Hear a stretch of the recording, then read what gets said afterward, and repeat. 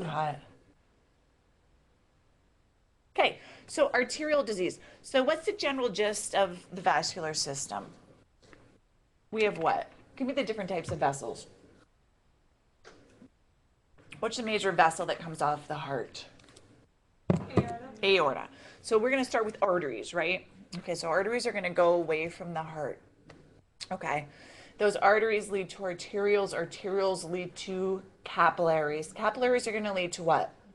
Venules, and then venules go back to veins. Okay, so who has the higher pressure, arteries or veins? Arteries. Okay, so they're going to have higher pressure, which is inherently going to be more difficult on them, right? More strenuous. Okay, that higher pressure and that higher speed of fluid going through it creates turbulence. Okay, now that's an important concept when talking about this arterial disease. Okay, because when turbulence happens, guess what? We have a higher incidence of creating clots. Okay, we have higher incidence of creating clots. So we tend to, can we have clots in veins as well? Sure, right? But we tend to create clots a little easier in the arterial system because of that high rate of fluid, that high pressure of fluid, and the turbulence of the fluid, okay? Now, where does the turbulence come from, though? If I were to take, they use Teflon tubes, right, in replacements, right? If I were to take a Teflon tube, would that ever get a clot in it? No. There you go. You get buildup on the inside of blood vessels. You get damage to the endothelium. And when you get damage to that endothelium, what's in that layer underneath? Any guesses? Did anybody read the book? We have collagen fibers underneath that endothelium. Okay? When those collagen fibers are exposed, guess what they like to attract to them? Platelets and thrombin, right? And they start to create clots. Okay? They'll also start to bring in fat.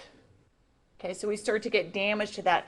And so instead of a nice smooth blood vessel, now we have rough patches, don't we? Of fat deposit, and that collagen is exposed, and we could have a little deposition of, oh yeah, the notes are up here, of the beginning of a clot. So instead of that nice smooth vessel, now we have blood flowing through and creating a little kick, right?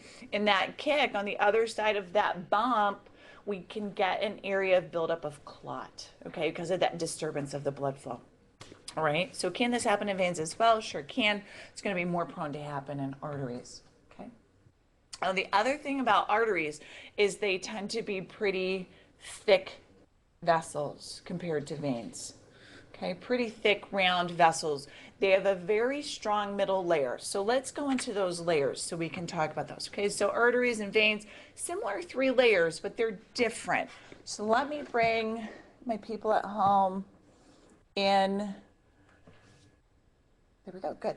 Okay, so if we're going to compare an artery to a vein, so if this, maybe I'll do it this way. So we're going to make this an artery. We're going to make this a vein.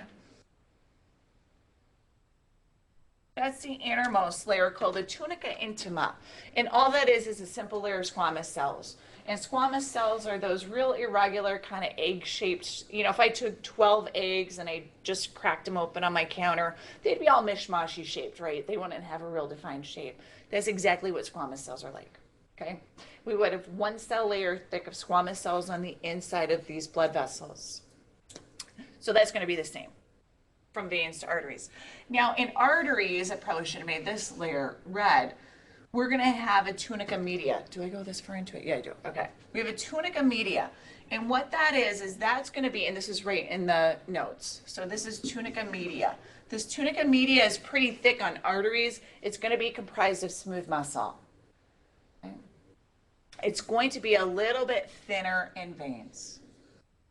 Still there, okay, but a little bit thinner. Now, what's that going to do? What does that tunica media give the vessels the capability of doing? Constricting? Yeah, constricting, okay? So here's a little nugget of knowledge, and this will help you as you get further along in your studies, okay? Everybody got their hearing ears on?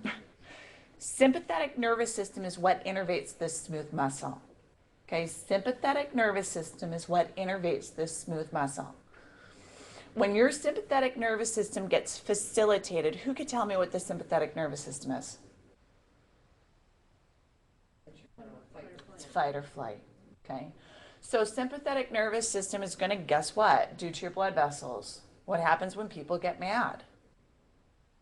Their sympathetic nervous system gets facilitated, and what happens to their blood pressure? Right, goes up. So sympathetic nervous system is going to constrict the smooth muscle layer. Okay, it's going to constrict it. There's no parasympathetic. It's either sympathetic is turned on or it's turned off and it relaxes. So sympathetic is the driver. Okay, sympathetic is the driver to this. Okay, directly. Because, you know, you could kick in your parasympathetic nervous system and systemically calm yourself down, but there's no parasympathetic nerves that go to these blood vessels, okay? So it's going to be thicker in arteries. So if we were to take an artery and a vein of approximately the same size, the artery would be nice and juicy and round and solid, and then the vein would be much more mushy, okay? And that smooth muscle layer is what makes the difference. Now the third layer that's on the outside is going to be the tunica externa. Okay. It should be externa. I think my spell check. So in your notes, it should be externa. Sorry about that.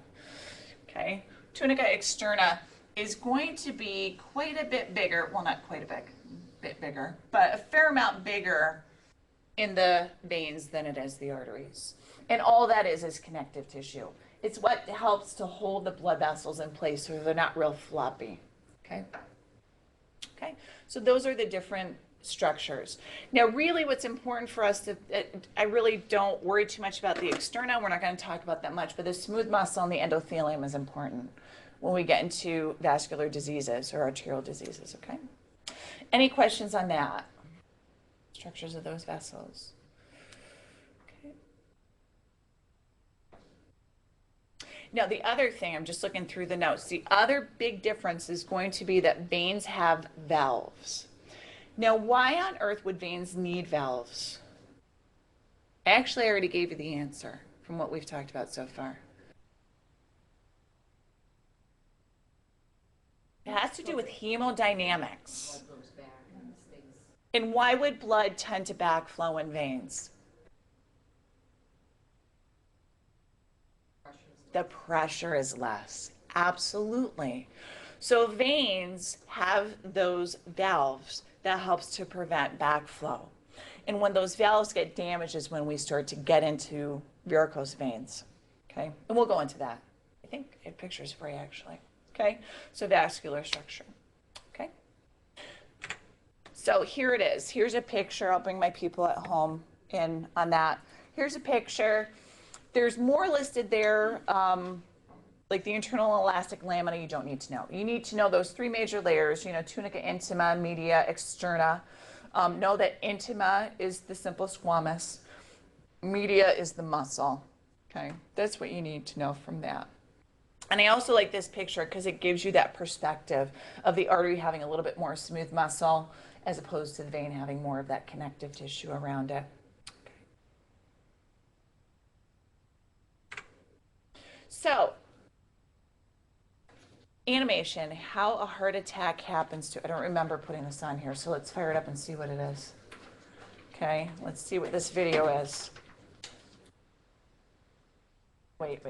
I'll turn it up and then I'll backtrack it. It's only a minute here. Artery blockage. Coronary arteries are...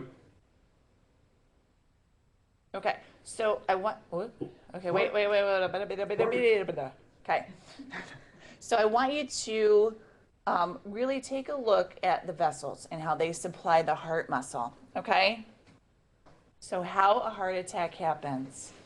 Attack or myocardial infarction is caused due to coronary artery blockage. Coronary arteries are the blood vessels which supply the heart with oxygen and nutrition. Over time, the inside of these arteries develop fibrofatty plaques of different sizes. These plaques are made of cholesterol and other substances floating through the bloodstream, such as inflammatory cells, proteins, and calcium. Many of the plaque deposits are hard on the outside and soft on the inside. The hard surface can crack or tear, exposing the soft, fatty inside. When this happens, platelets come to the area and blood clots form around the plaque. The artery narrows further, and in turn, there is less room for blood to flow through the arteries. Finally, this results in the occlusion of the coronary arteries, resulting in the death of the surrounding heart muscles. The patient experiences tightness, heaviness, or constriction in the chest. I think that's a great video. And I think, what I'm kind of pointing out is I'm out of whack here. How many weeks did we have off? 2? Forgetting all my presets and how to move the video camera and stuff. The thing that I want to point out too with that is that there's a series of steps that can happen that damage those vessels, okay? One of the major links that they're finding now is inflammation, okay? Inflammation, does this sound familiar? Comes in and damages that endothelium, exposes the connective tissue underneath, that draws fat to it, which creates those fatty plaques. And that's a whole process that we're not going to get too much into because it actually deals with the cells and the smooth muscle cells and macrophages, bringing the fat in, they turn into foam cells, and there's all these other steps. But fat gets into that arterial wall, and then it can draw the blood cells to it and then form a thrombus. So what can happen across that blood vessel is you can get the fat, and then you can get a thrombus that gets attached to it, and it can include that whole area. Okay, so those are kind of the steps, but there's such a strong link with inflammation now. Do you know where we see that in dietary respects? Omega-3 versus omega, no? Oh, all right. We're going off-road. Going off-road, because this is important. Speaking of dietary changes, they're starting to see really strong links. Okay, essential fatty acids, omega-3, omega-6, does that ring a bell at all? Yeah? No, really? People are not giving me a definitive, okay, we're going over it. So, essential fatty acids, omega-3, I can make this really simple. We're not going too off-road. Omega-6. They're what are called polyunsaturated fatty acids. They're essential fatty acids, so being essential, you have to eat them to get them into your diet, okay?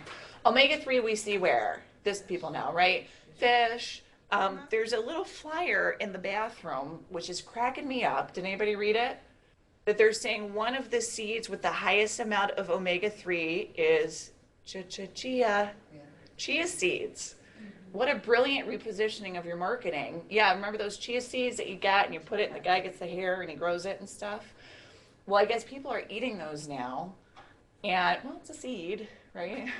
And it's a good source of omega-3, okay? So we know that omega-3 is good for us. Let me tell you why, because I think it's really important.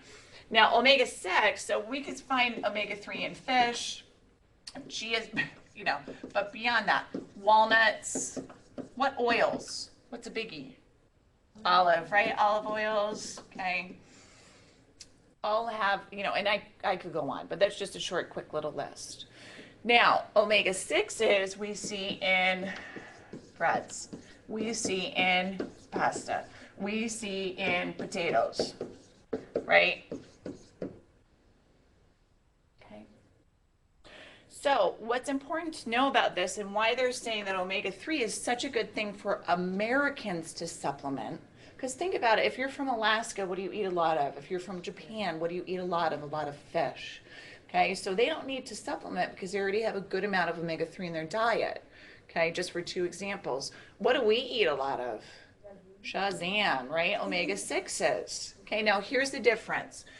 The omega-3s are anti-inflammatory, and being anti-inflammatory, they're also anti-thrombotic. Whoops.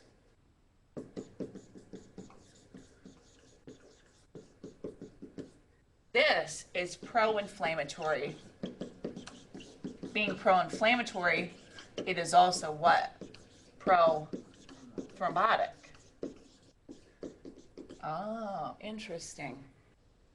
So we in American, in the typical American household tend to have high levels of omega-6 intake.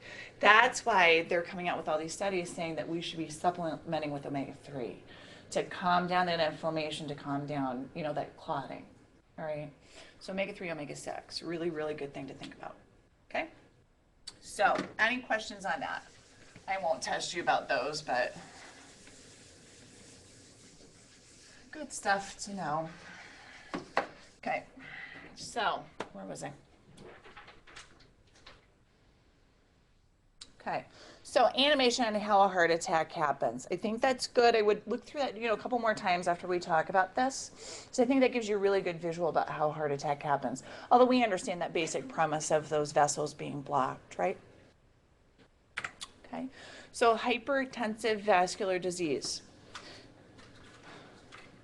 Well, now looking through those notes, and of course sometimes I don't notice things because this is the first time I've put that together. Hypertension is its own disease process, right? Okay. Some people have it just idiopathically, and what does that mean? There's just no cause. Our friend, I won't say his name, because our friend is hypertensive. He does not have high cholesterol, but you could see it in his face. Like if he gets warm, if he has a drink or two, you could see he gets really hypertensive. He just has it. Some people just have it, okay? But we can also have hypertension created as a byproduct of arterial sclerosis, right? Okay. So, there's atherosclerosis, there's arterial sclerosis, there's arterial low sclerosis. And I think atherosclerosis is more of the generalized term.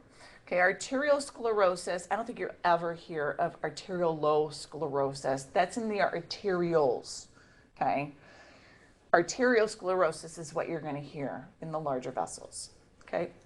So that is going to be when we get damage to the inside of those blood vessels, when we start to get a deposition of that plaque, and it can be very hard. There was one cadaver, you guys know that cadaver trip is canceled, right? Okay, so the cadaver trip is canceled. Sorry, they're charging hundreds of dollars now to do it. If you're really super interested, get in touch with me in the spring, and you could come with my E&P class with us if you're interested. Okay, so there are some patients who, it's that hard because after the fat deposits, after the clots start to form, we can also get a deposition of calcium into that area. And you can actually get, I had a patient years ago, I had a lumbar film done, and I popped up the lateral, and guess what I saw? A calcification of his aorta, and it had a big old aneurysm in it. So over time, you can also get deposition of calcium. It's one of the byproducts of tissue damage. Okay, so hypertensive vascular disease is that progression where those vessels are no longer compliant. They're hard now. They've got plaque in them, possibly calcium, possibly blood clots. They don't have as much give as they would when they were healthy. Okay, so systemic hypertension, high blood pressure, different from pulmonary, right? Pulmonary is obviously going to be in the lungs, and we can also have, just do a blank there, portal. Now, where's portal hypertension? Liver, okay? Who are we going to see that with? Did you guys get the notes, by the way? Oh, they're right up here. Sorry about that. Okay, alcoholics, yeah, or people of very progressed hepatitis, right? Okay, so does anybody know what the signs and symptoms for portal hypertension is? Esophageal varices, right? And what? Could be jaundice. And anybody ever see the caput medusa? Those distended abdominal veins? No? It actually looks, caput medusa. Who is Medusa? Yeah, it looks like these snake-like projections of varices, yeah, coming out from their abdomen. That's off track too. I don't know why I'm getting on track today, but anyway, so we know blood pressure above 140/90, maybe genetic, right? Could also be smoking, increased weight, stress, will cause transient hypertension as well. Essential hypertension, we talked about that, unknown etiology. I'm going to kind of buzz through stuff that I think is familiar. Stop me if you don't know it, right? Secondary could be due to other causes. Okay, atherosclerosis, kidney damage. One of the things to think about, the kidney is really funky about its perfusion, right? If it starts to decrease, what's it going to kick into play? It's one of the next notes. How does it help to control? Yes, renin-angiotensin system, and we'll talk about that. Okay, it's a little bit further in the notes. So kidney damage, hormonal as well. Cushing's. People with Cushing's tend to retain fluid. So if you, and so I should say they retain sodium. If they retain sodium, where sodium goes, water goes, right, blood pressure will go up as well. So there can be secondary causes as well. So nitric oxide helps to relax smooth muscles of the tunica media, okay? Nitric oxide is a biochemical substance that we have in our bodies that is triggered in healthy blood vessels, okay, when the body senses that the pressure in those blood vessels is too strong. Nitric oxide will help them to relax. When blood vessels, especially in the heart, get damaged, they can't release that nitric oxide. So in addition to being hard and plaqued and damaged, they can't release, or they release it and it doesn't work effectively, the right levels of nitric oxide, so that blood vessel can't relax. So you kind of, it becomes a very self-sustaining disease process. Okay. All right. Any questions about that? No, we're good? Okay. Renin-angiotensin, so here it is. So let's break this down. Let me just skim through the notes so I make sure I don't miss anything, because I know there's a lot of notes on these PowerPoints.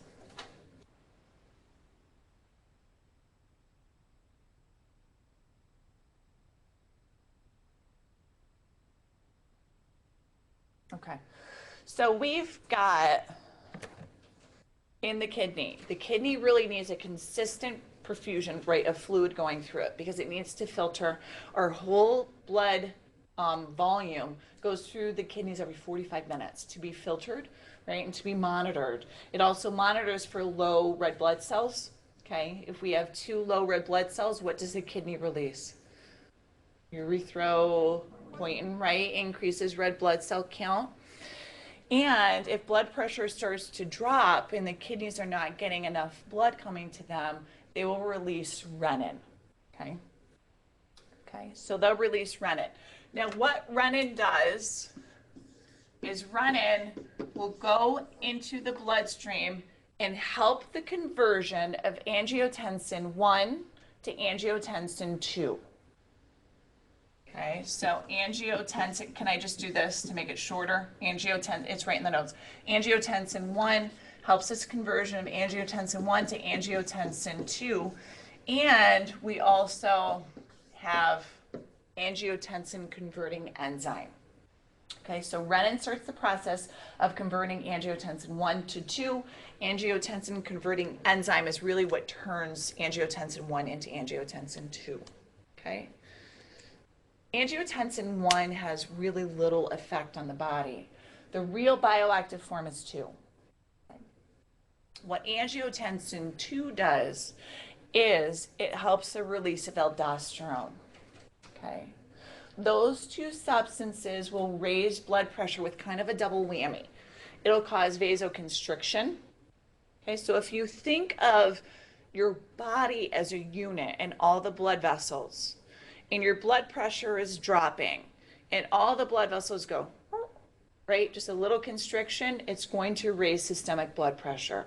So this isn't localized changes of blood flow. This is a systemic, like, ooh, blood pressure is dropping, little tweak of the blood vessels, okay?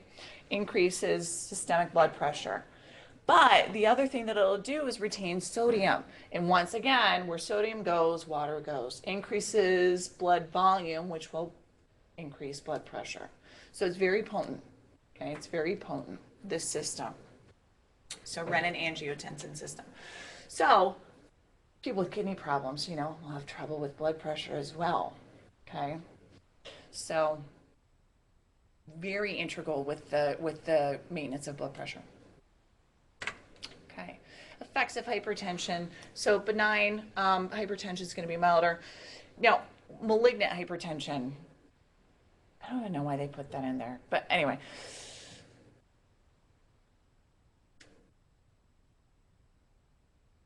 with prolonged hypertension, there can be simply more damage to the blood vessels. Okay, remember we talked about turbulence inside blood vessels.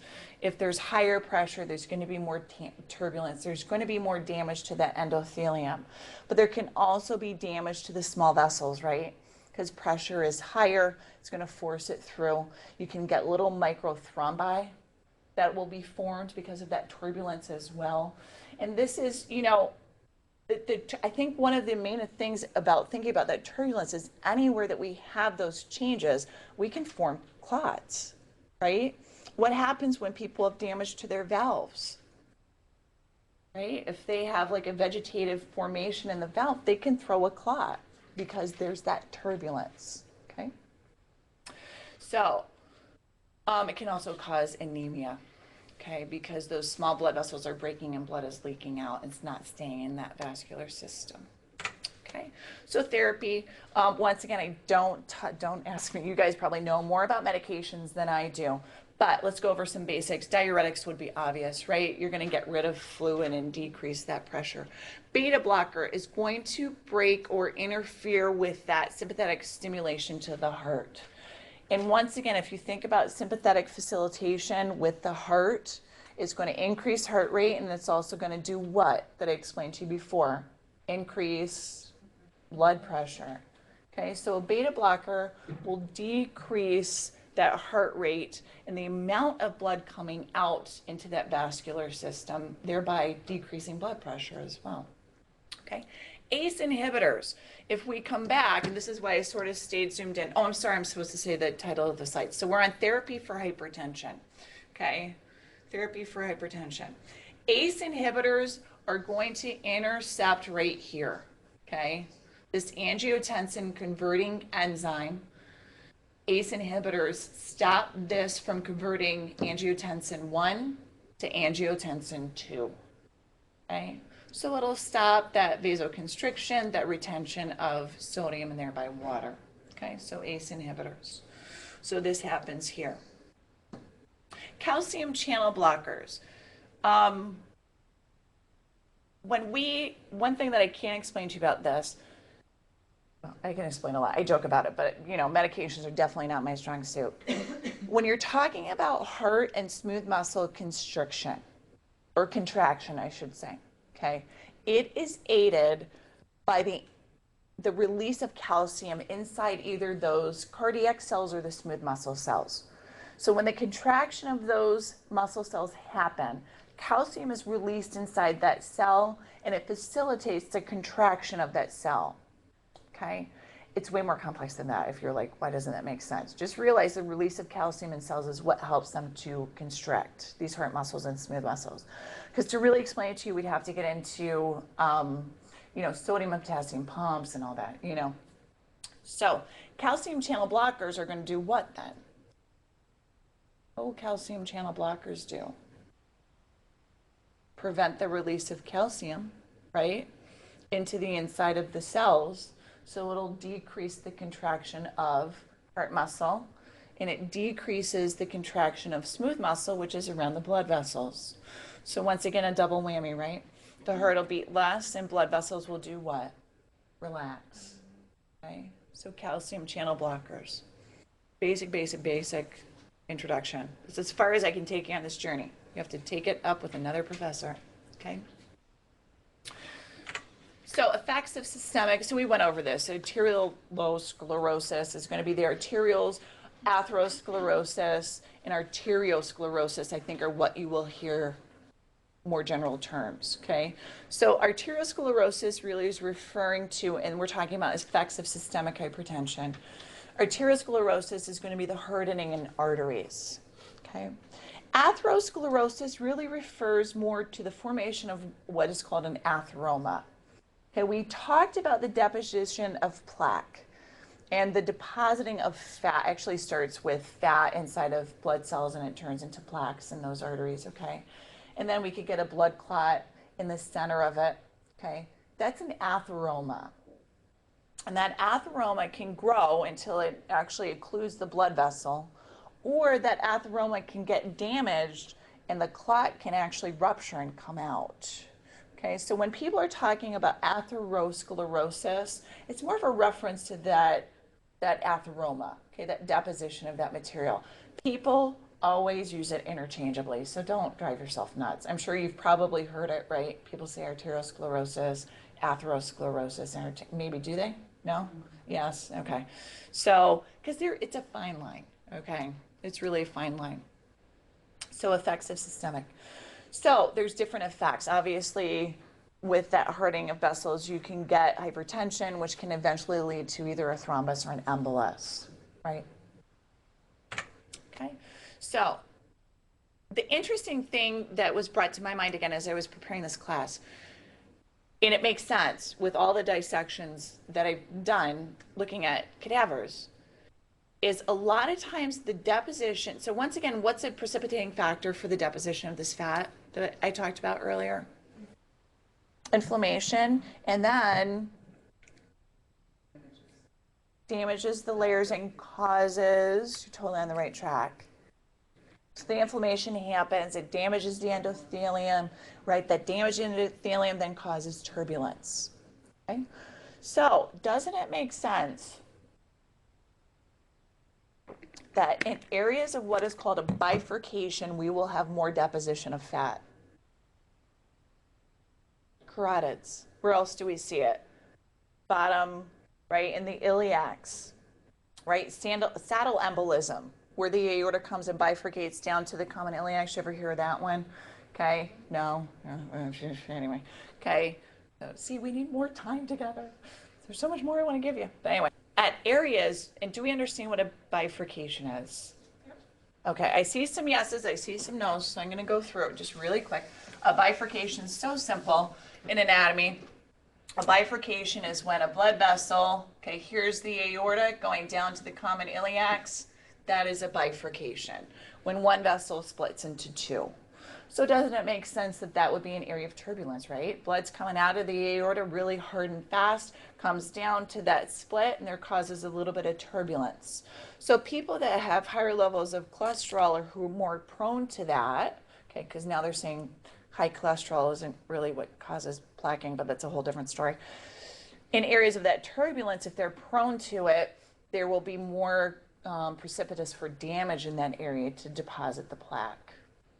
Okay, and this, where the aorta splits to the common iliacs, is an area where we like to deposit plaque, and we actually can get, if there's some plaque there that can attract it, well actually, no, that's separate, I'm sorry, a saddle embolism, because it looks like a saddle. It actually will get stuck right at that bifurcation.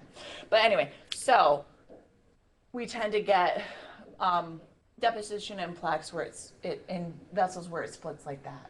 So common iliac is a great example, right? Common iliac is going to split into internal and external iliac. So we like to get fat. There's a new commercial that just came out that shows, because of smoking, because there's a link with deposition of plaques in the vessels with smoking. We all know that, right?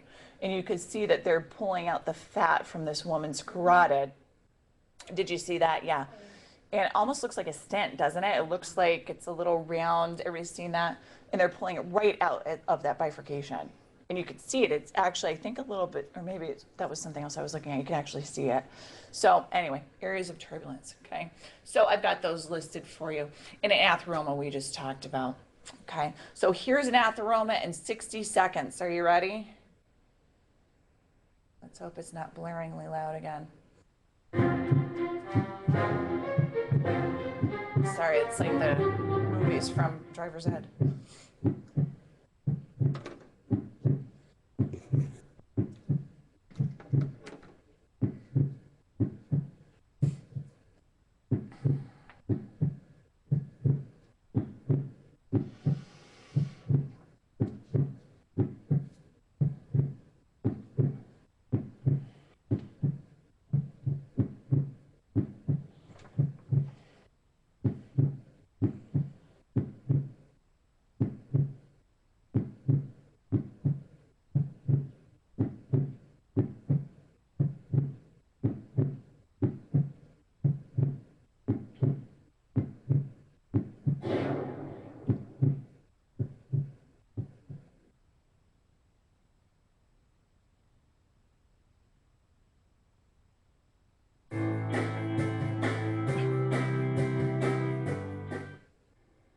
it. Those 2 videos are very short, but they're good. They are good. Okay, it gives you a good visual. Okay, goes too quick though. So watch that atheroma on your own time and pause it so you can actually read what's happening. Okay, so risk factors. How much do we know? Okay, 2 or more significantly risk factors increases. I mean, we know this, right? You know, like if you have familial hypercholesterolemia with high blood pressure, you know, we understand that. Genetics, of course, that's obvious. I don't think we need to go over that. How much do we know about cholesterol levels, though? LDL, HDL, VLDLs, do we need to go over that? We don't know about it, or we know it? Should I just a quick like blow through of what they are? Okay. So let me bring my people at home back out. We're on risk factors. We're talking about hyperlipidemia. Okay. We can't, if I were to take a big glass of water and a big glass of oil and pour them together, obviously what would happen? They'd separate, right?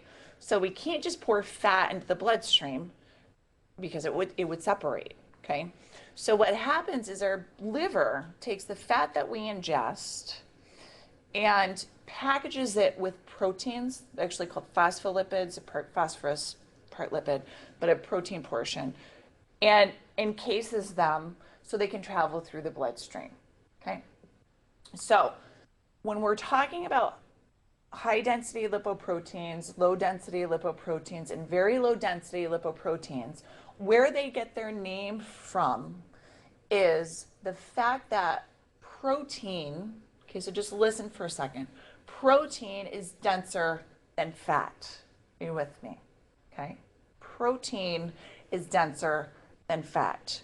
So we've got high density lipoproteins. Do you need me to write this all down? Probably should, right? High density lipoproteins. And then we've got low, we can figure it out from there, right? Low density lipoproteins, okay, or LDL. That's going to confuse people. I'll just write it out. Low density lipoproteins. And then you have to figure this one out. Low density lipoproteins, okay, very low density lipoproteins. So who's going to have the most protein? HDLs. HDLs. Okay, so this is going to have the highest amount of protein. There's a method to my madness, bear with me, okay? So this is going to have lower protein, higher fat. Higher fat. This guy is going to have little protein because it still has to have some. High est, we'll put fat. Are you with me? Okay. VLDL is also known as triglycerides. Those are interchangeable. Okay. So what happens is we eat fat, num num nums, right? Goes into the liver, and our liver will package it either as HDL, LDL, or VLDLs. Actually, it starts off as LDLs and turns into VLDLs in the bloodstream, okay? So let's focus on HDL and LDL to begin with. So LDL takes fat out to the tissues to be used. When it gets to where it's going, so LDL takes fat from the liver out to the tissues to be used. Okay? When it gets where it's going, it's changed into VLDLs and stored, okay? Because triglycerides is how we store fats. Are you with me? Yes, no? Okay. Okay, because triglycerides is how we store fat. Okay. And then it's either stored in little, fat cells, or it's used for energy if we don't have enough energy, or it's put in areas where we need cushioning, or it's made into hormones. Okay, so there's different uses. So do we need fat? Absolutely. I think we've sort of thought of fat as being like the enemy, but we really need fat for all of those uses. But fat also makes you not so hungry when you eat a little bit of good fat. Okay, So LDLs carries fats out to the tissues. When it gets to where it's going, it's changed into VLDL and it's either stored or used or changed into hormones or whatever, depending on where it is. Okay. HDL travels out to the tissues and picks up excess fat. HDL goes out to the tissues, so any unused fat that we're not using, HDL stops up, brings it back to the liver, and then the liver excretes it as bile. Are you with me? And the way that I always remembered that is I always thought of high density as being the happy lipoprotein because it's going to clear your system of excess fat. Okay. So LDL takes it out to the tissues, HDL brings it back from the tissues to the liver. Are you with me? Okay. So when you look at the numbers, you know, you don't want high VLDLs, right? You don't want high triglycerides. You want fairly low triglycerides. But they want you to have what? High HDL numbers because they're going to clear the excess fat out, right? Okay. Now, if you have high HDL and you have high LDL and triglycerides, well, you got to still lower those numbers. But HDL, high levels of HDL is a good thing. Okay. So, does that make sense? Does that help you out a little bit? Okay. With how that is used. Okay. So hemodynamic stress, we talked about that. Okay. We talked about those bifurcations, how blood flows. We're looking at risk factors continued. At the beginning, we have hemodynamic stress. Let me bring my people at home in nice clothes. Okay. So increased stress. Interestingly enough, people who don't work out, so when people work out, especially cardiovascularly, what happens to their heart? Their heart gets slightly bigger. So they pump more blood per pump. So their heart doesn't have to beat as often. When the heart is not beating as often, there's less turbulence through blood vessels. Okay, so not only is that good for their heart, right? They also have good cardiovascular effects because they don't have as much of that turbulence going on through their blood vessels. Okay. Smoking, okay. Smoking does a couple things. Damages the endothelium, causes vasoconstriction, causes platelets to accumulate, causes LDL to oxidize, okay, and turn into VLDL. It is a quadruple whammy, okay? And it is addicting. It is addicting. So if you don't start. Carbon monoxide is in cigarettes as well. Kind of interesting. Age and gender, okay? So males are going to have higher LDL. They're going to be more prone to cardiovascular problems until women go through menopause. Because estrogen actually helps to balance out our cholesterol levels in females. So when we go through menopause, those cholesterol levels can go up because you're going to have lower levels of estrogen, okay? And also as we get older, our vessels, things just wear out as we get older. Okay, they get thicker and they harden. Okay. Here's a picture of bifurcation of, at the bottom, it's the common carotid bifurcating into the internal and the external. You can see that red spot right there. You have to actually look up because the notes aren't colored. You see that red spot is an area of high stress. Okay, so if you have high levels of LDL or VLDLs and you have hypertension, you're going to cause even more pressure in that area, but there's pressure to begin with there. Okay, diabetes mellitus. Interestingly enough, this is something I did not know. Glucose will attach to LDL and it makes it easier to get into the endothelium.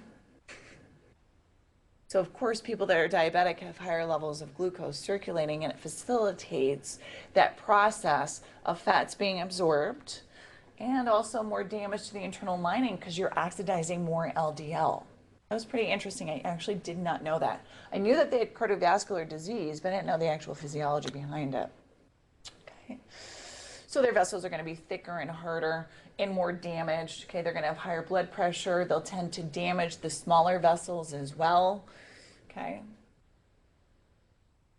The other interesting thing is about diabetics too is, they have damage to the vessels. As a little side note, well, glucose is a great medium for infectious agents, isn't it? So not only are they going to have vascular damage, which will prohibit good amounts of blood getting to that area, well, whatever gets there is high levels of glucose, which is going to make a nice medium for any infection that might get in there. So, scary stuff. Okay.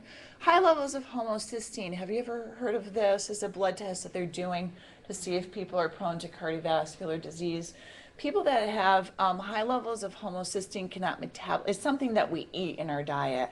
They can't metabolize it, or they can't get rid of it because they don't have the right vitamins to get rid of it. I think it's B6 and B12 and folate. Yeah, the B vitamins. Okay.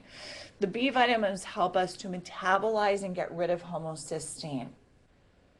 If we don't, it can actually stay inside and it causes an inflammatory state. That inflammation causes damage to the inside of the lining of the blood vessels. Okay, so this is, have you guys seen this at all in blood tests for cardiovascular? Yeah, yeah. And they're correlating high levels with cardiovascular damage. So, not like a heart attack. Actually, I think they are using it for heart attack now. Are they? Or just more prone to heart attack? I think I read something about a heart attack causing high levels of it too. This guy was in for a stroke, and they couldn't find the cause. He was a younger guy. So they were looking at, obviously, genetic testing. Sure. Was it high? Just out of curiosity? Do you remember? Yeah. Okay. Try to remind me at the break. I think there's a correlation with heart attack and homocysteine. Anybody? Nobody? Nobody? Okay. I'll look it up. Okay. So, arterial stenosis, obviously, if you're hardening those vessels, if you're putting plaque inside of them, we know what stenosis is, right? Narrowing, right? Okay, narrowing of those blood vessels. Okay. You could read through most of that, right? Common iliac and femoral, coronary, carotid, renal artery, etc. So, thrombus and embolus can obviously be a byproduct of that as well. And that gets sneaky, right? Because it can be a slow developing of that plaquing and then a slow developing of that thrombus. Okay, embolus may be more obvious and quicker, but we can have that kind of slow happening where it starts to get wider and wider. And we've had people come in that have what kind of occlusions in the coronary arteries? It sneaks all its way up to 90, 80, 80, 100% before they totally lose function. Okay, so let's look at some pictures here. Can you hit the lights for me? I'm gonna make you my light lady. Where are we? Just hit the one that's closest to the door. It should turn them all off. Thanks. All right, so we're looking at where is the stenosis. We're looking at an arteriogram here.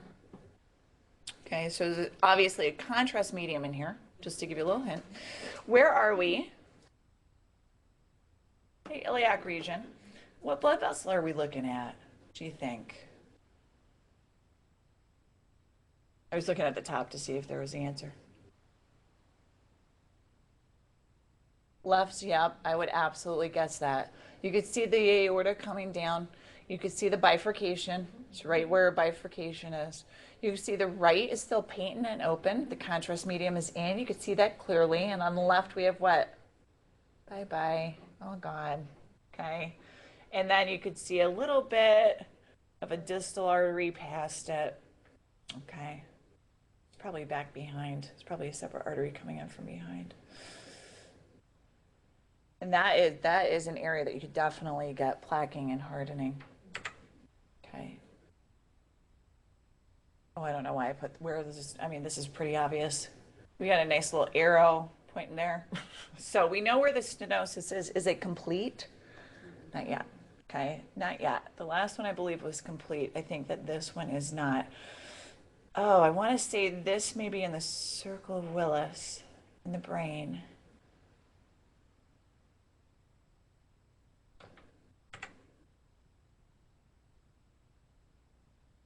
Any guesses where in the body this might be?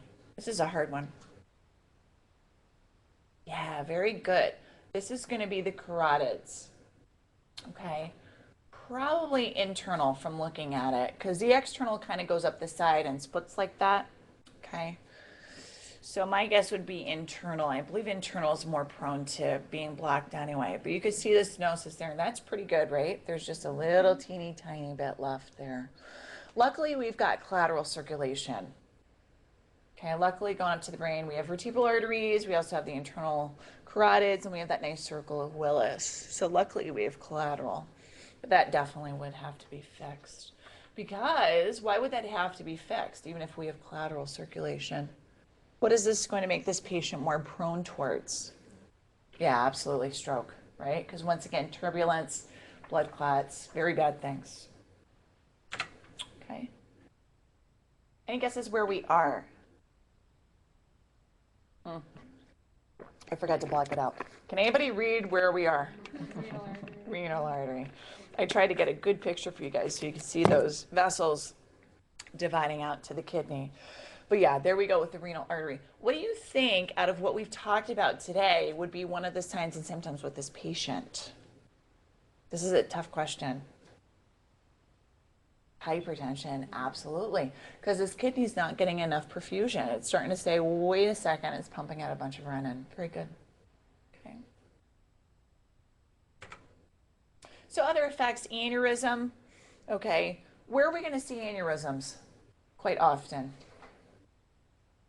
Carotid and aorta, especially where, what do they call it? Triple A, right? Abdominal aortic aneurysm. Okay. Because those are going to be, think about it. Let me bring people back out. Can you flick on the light for me? So we talked about bifurcation, we talked about pressure. They both got them both, right? The aorta is obviously going to be right off the heart. And guess what? Those carotids are one of the first stops. If you can think back to the anatomy, right? So as the aorta comes up and over, just keeping it somewhat simple, okay? We've got common carotids are gonna come, okay, right off. Well, anyway, you get the gist. Okay, common carotids are going to be right off there. So there's going to be a lot of pressure coming into those. And then they have the bifurcation. Okay, so they're going to have excess pressure on them. They're going to be more prone to plaquing. That plaquing will weaken the vessels. They're more prone to causing an aneurysm. Okay.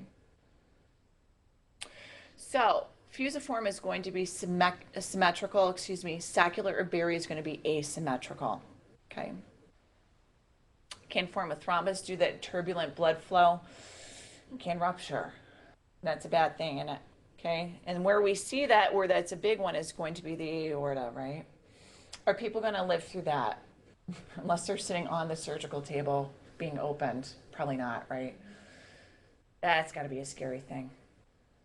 Now, dissecting aneurysm can separate the walls of the vessel. Okay, have you guys ever experienced that? No. Currently, my Yes. mother has an aortic dissection. Really? She has an abdominal.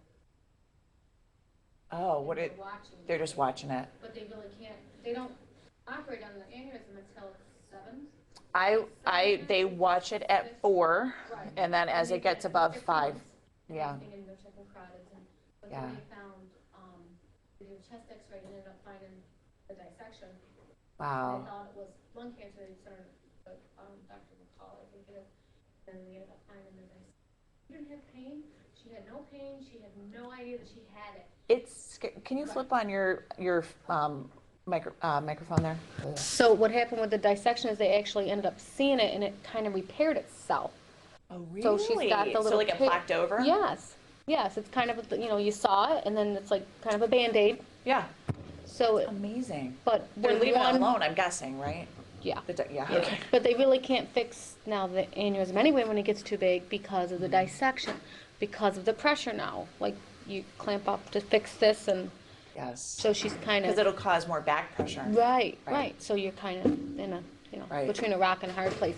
But what's that from? Smoking for 40, 50 years. Oh, I know. Yeah. I know. And I said your arteries just your vascular just took a beating, and that's what so. Absolutely, and it damages. And I can't tell you how many people, especially. I mean, I'm hoping most of you don't smoke. Do you want to hit your mic Yeah. off? But how many of my young nurses smoke? The ones like going through their associate's degree. I can't believe how many of them. I think it becomes very, I think they see the older ones doing it. I don't know. I don't know what it is. I would love to like stop it, you know, because I just hate seeing it happen, because once they start, then, it's very awfully addicting. Can't stop It's it. just when I was reading through the notes at home, and I was like, and I told her, I go, if that, there's nothing. My sister was right, there's nothing I can do. Right? By the time I get there, I said, Yeah. but she did. How big is it? How big is the aneurysm? Right now, I said 4.8. 4.8. Last ultrasound. Yeah. Yeah. And how often are they seeing her? Every 6. Yeah. Yeah. She's not feeling her leg, did you say? No, she started with like a lot of cramping. Right. Not get right. The cramps in the calves Right. and stuff like that. Right. And shortness of breath. With the dissecting, well, that's great. A great point to bring up. With the dissecting aneurysm, it's going to get stuck into that dissection, and you're not going to get the proper blood flow going down to the extremities, and then you get that turbulence, and you're also not going to have the proper pressure with an aneurysm because it's So they're not dilated. Sure which one happened first. Wow. I Right? wonder. Which came first, the aneurysm. So, and let's buzz through this. I can feel everybody needs a break. So, cardiac tamponade, we're good with that, right? Blood flow gets back into the pericardial space, and what can the heart not do now? It can't. It's too. What happens is, you've got that pericardial sac, okay, and it's just like if you imagined you took a heart and you dropped that heart into a Glad bag and you made it nice and tight around it. That is your pericardial sac. It's about that thickness. It's about that strength, okay. I don't know why I like the Glad bag analogy. I use it for dermato too. It's the same thing. It's pretty firm. It's not going anywhere. So if blood is going to get back into that pericardial space, between the pericardial sac and the epicardium or the outside lining of the heart, well, it's going to start to fill the sac, isn't it? And now what can the heart not do? Can't expand. Allow the blood to get back into those chambers to be pumped out. Okay? That happened to my poor little dog. We'll talk about that later. Okay, so let's take a little break. 5-minute break. I'll switch over the video. And that's it. Okay.